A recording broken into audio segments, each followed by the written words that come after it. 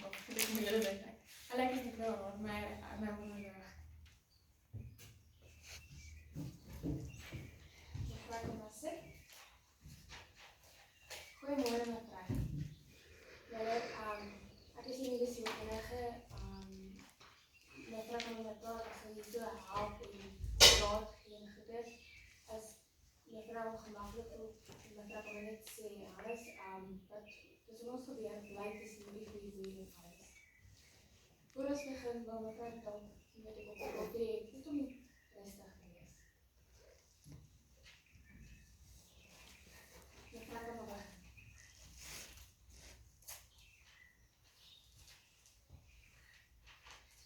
Okay, so hoe lank is mevrouw nou in die werk as stripper? 3 jaar. Dat is lang. Nou, is mevrouw gemakkelijk in die werk of nie? Is goed. Dan maak my punt gee.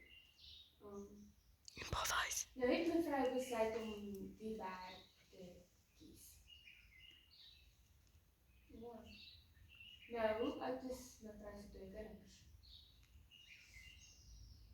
So Michael is 5 jaar oud en Marianka is 3 jaar. Dis goed. So, nou wat van die pa? Is daar nie pa nie? Daar is geen pa nie. Nou, help nie mevrouw met die geld en goed nie.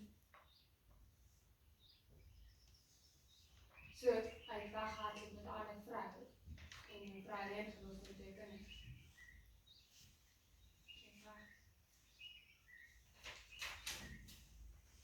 Maar mevrouw, is daar nie iemand anders wat na mevrouw se kinders kan kyk? Goed nie? Nee, mevrouw, ons gaan nie mevrouw se kinders wegvat nie. Mevrouw kan rustig wees, gaan die kinders wegvat nie. Ons wil net seker maak die kinders is veilig en nou, daar is iemand. Nou, as mevrouw, as reg is mevrouw, kan hulle dalk nie vir daai persoon bly vir rukkie, tot mevrouw net reg op mevrouw se voete is, sodat die kinders maklik kan soos sonder.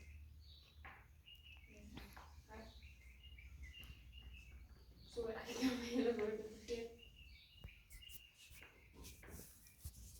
So vertel my meer van mevrouw se kinders.